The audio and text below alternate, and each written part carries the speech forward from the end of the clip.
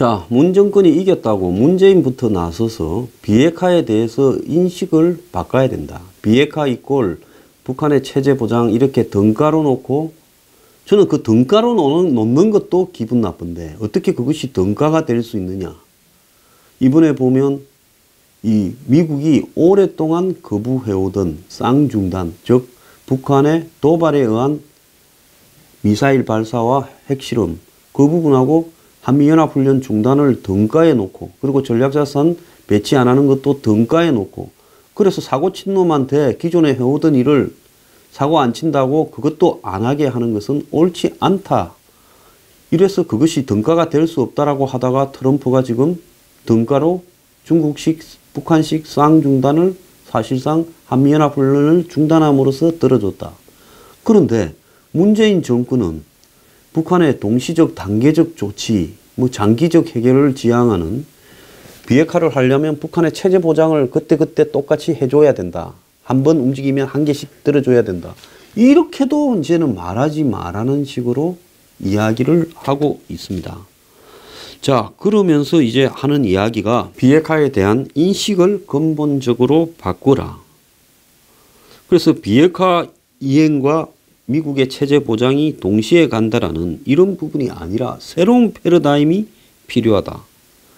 그래서 그 도대체 무슨 이야기를 하고자 하는가? 그러면 새로운 패러다임은 체제 보장부터 해주고 북한에 돈부터 주고, 이제 비핵화는 북한의 선의에 따라 하자는 것인가?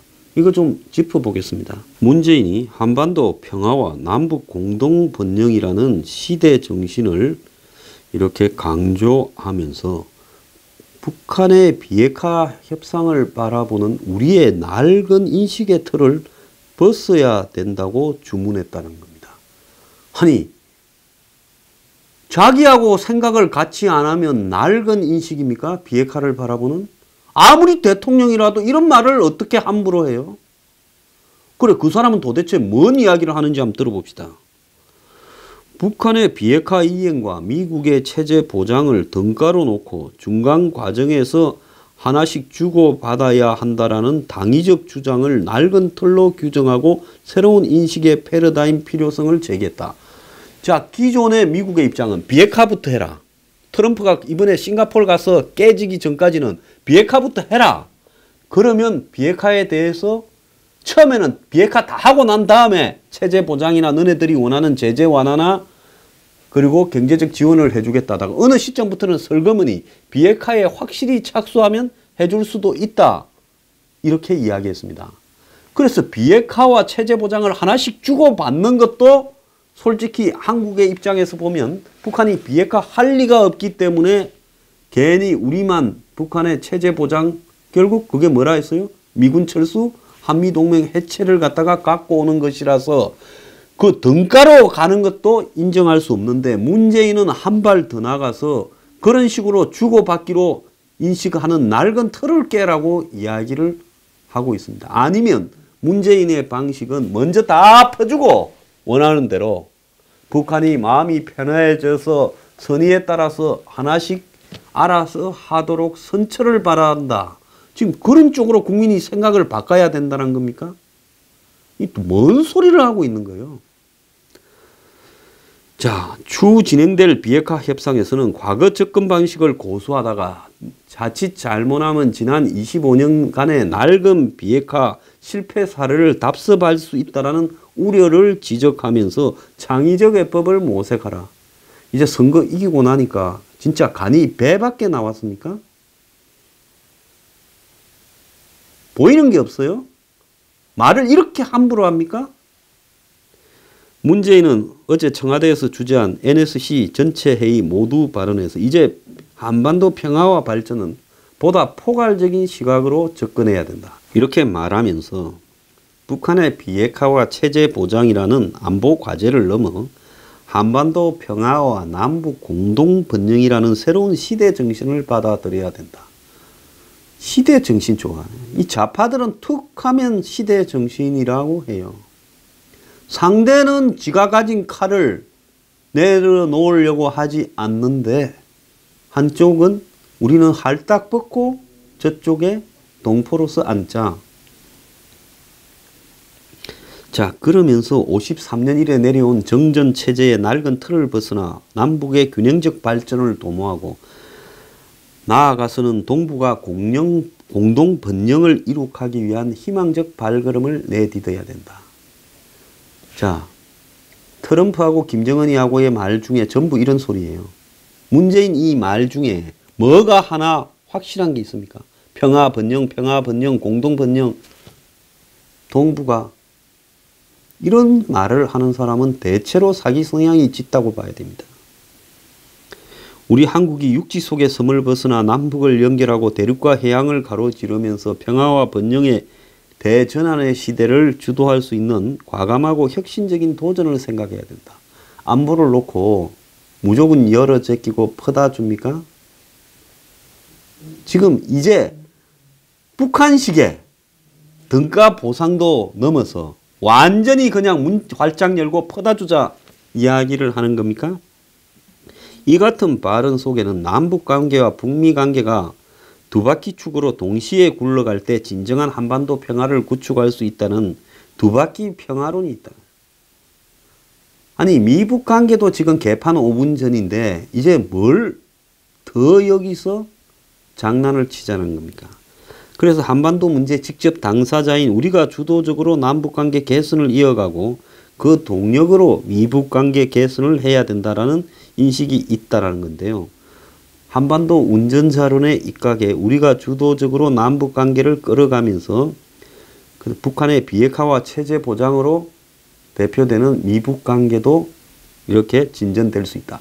그러니까 한국이 북한에 퍼주고 경제 지원하고 다 열어 제끼면서 미국과 북한도 동시에 될 수 있게 하자. 이제 우리 운전자론을 넘어서서 주도론을 이야기를 하고 있습니다.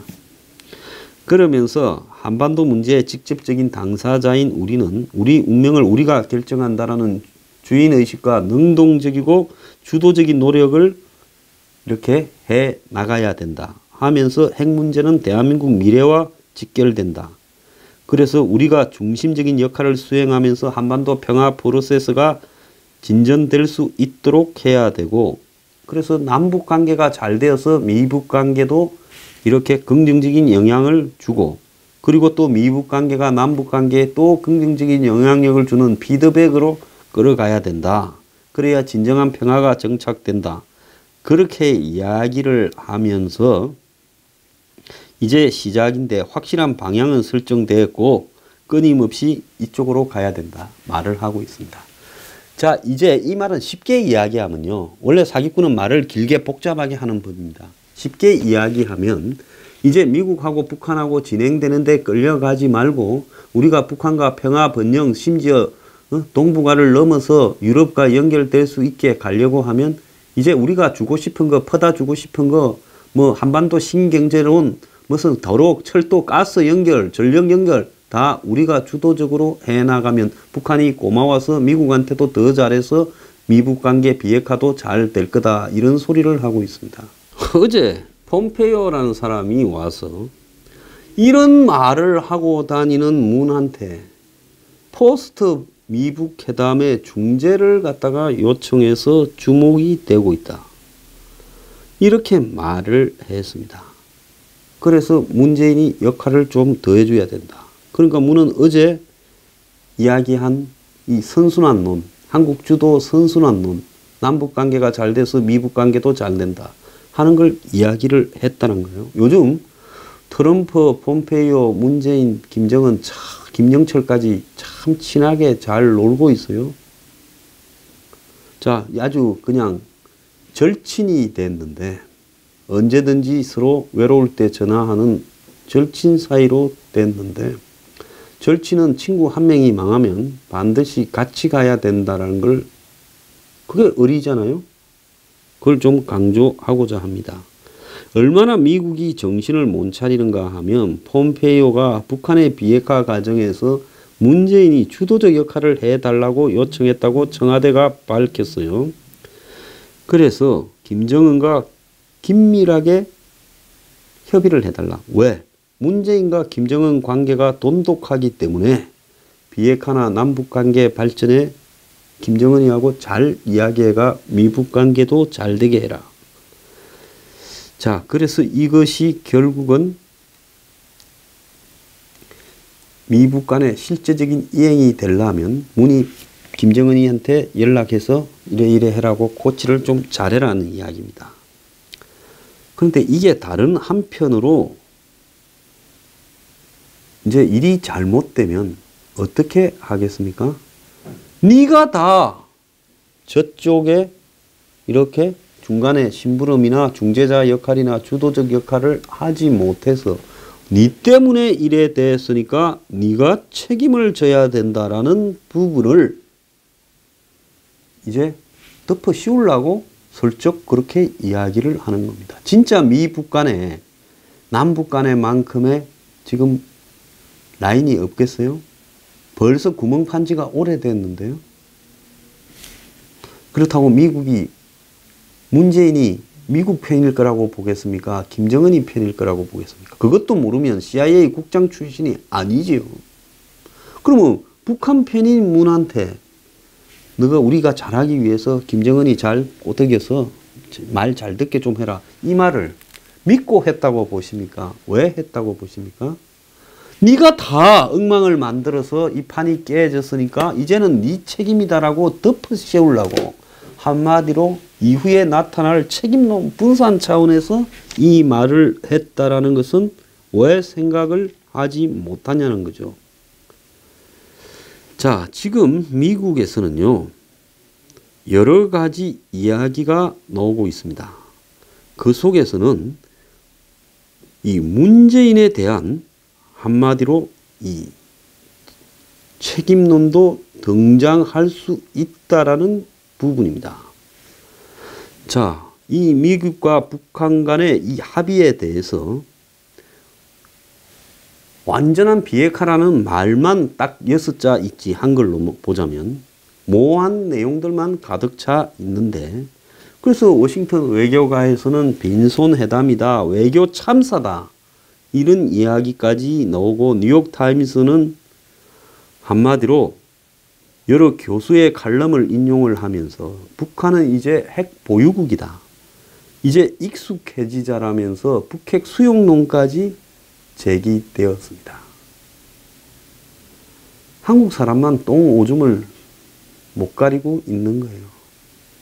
트럼프 협상하는 거 보니까 북한은 핵 보유국이다, 이제 그거 수용해야지, 없애는 거는 불가능하다. 근데 트럼프는 이런 상황에서 한미 군사훈련 중단이라는 큰 선물을 김정은한테 줬는데 트럼프가 완패를 했다. 자, 그러면서 미국에서 지금 비즈니스 인사이드라는 언론은 트럼프가 내놓은 빈약한 미북 회담 결과는 미국의 세계 지도자 시대의 종말을 고했다.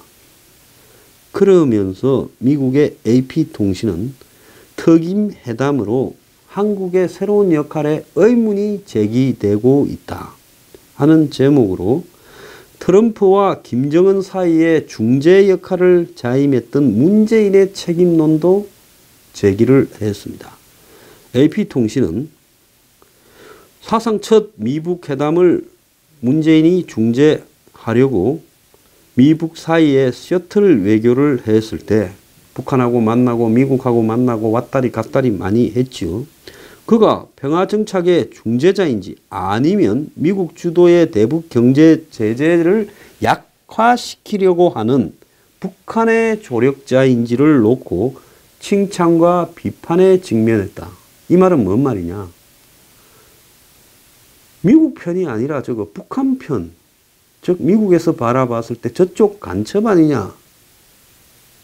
여기서 간첩은 통상적인 스파이가 아니라 북한의 입장을 미국에 전달하는 쪽의 역할을 수행하고 있는 거 아니냐, 이렇게 의심을 한다는 겁니다. 이게 이제 미국 언론에 공공연하게 등장했어요.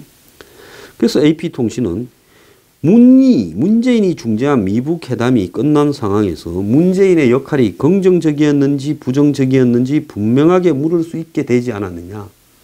이 뭔 말이겠어요? 영어를 번역해서 이렇게 됐는데 쉽게 이야기하면 문재인이 부정적 역할을 했단 말이죠. 그래서 AP통신은 이 질문에 대한 즉각적인 대답은 아니다 아마도. Probably not 이렇게 이야기를 했습니다. 문재인이 아마도 미국에 매우 부정적인 역할을 수행했다라는 겁니다. 그래서 트럼프가 김정은이한테 완패했다라는 이런 비판이 세계 곳곳에서 나오고 있는 상황에서 문재인의 외교에 대한 평가가 매우 엇갈리고 어려워졌다. 자, 이거는 수사지요. 이자가 김정은 편들었다 이 이야기입니다. 그래서 일부 인사들은 한국의 보수 진영의 비판도 소개했습니다. 한국의 보수 진영은 미북 회담 결과에 대해 혹평을 하고 있는데 트럼프가 김정은의 핵 야구를 꺾는 데 실패했다는 게 보수 진영의 대체적 평가이고 그들은 트럼프와 문재인이 북한의 비핵화를 위한 조치와 시한을 못 받지도 못했고 이로써 북한이 핵 프로그램을 완성할 시간을 벌게 해줬고 그 부분에 대해서 두 사람이 책임을 져야 된다. 터문이 이렇게 이야기를 하고 남성욱 고려대 교수는 AP통신에 문과 터가 북한의 정상회담 초대를 덥석 물었고 트럼프가 그 대가로 본질적인 어떤 것도 얻을 수 없다는 사실을 깨달았을 때는 너무 멀리 왔기에 되돌아갈 수도 없게 되어버렸다라고 이야기를 하면서 미 정부가 CVID를 북한에 받아들이라고 이렇게 예를 썼지만은 북한이 구체적인 조치를 하지 않으면서 미국의 양보를 끌어내려고 했고 트럼프는 결국 이 김정은과 회담이 끝난 뒤 북한이 열망하던 한미 군사훈련 중단을 발표했고 트럼프는 이 결정을 내리면서 한국 측과 사전 협의하지도 않았다. 이렇게 보도했는데요. 협의하지 않은 게 아니라 한국 측이 부탁했을 수도 있고 흔쾌히 그렇게 좀 해주소 했을 수도 있다라는 겁니다. 상황이 이럴진데 이제는 신이 나서 국민들을 뺏다간 국민들, 보수 꼴통 국민들을 향해서 문재인이 한마디 하고 나섰습니다. 일부 전문가 미북 회담 저평가 민심과 동떨어졌다. 자, 어제 말을 했어요. 세계인들의 전쟁 위협과 핵 미사일 위협으로부터 벗어나게 한 것보다 더 중요한 외교적 성과가 있을 수 없는데 어제 NSC 자리에서 말했습니다. 그런데 이것이 결국은 판문점 선언에 있는 완전한 비핵화와 한반도 평화 번영이라는 부분에 기초에서 남북미가 확실하게 좋은 방향으로 가는 공감대 위에 서 있는데 자, 선순환 구조로 가고 있는데 그런데 이 미북 회담에 대해서 일부 전문가들이 그 결과를 낮게 평가하는 것은 민심의 평가와 동떨어진 거다. 그래 지금 황장수는 민심하고 동떨어진 이야기를 하고 있다고 봅니까? 당신들이 툭하면 촛불, 툭하면 민심이라는데 그 민심은 뭔 민심이에요? 여론조사에서 나온 걸로 갖고 이야기를 하는 겁니까? 북한의 핵과 미사일을 사용할 경우 가장 피해를 입는 것이 한국 국민인데 한국 국민이 미북 회담을 적극적으로 지지하고 있다. 선거 이기니까 이제 그렇게 해석이 되지요.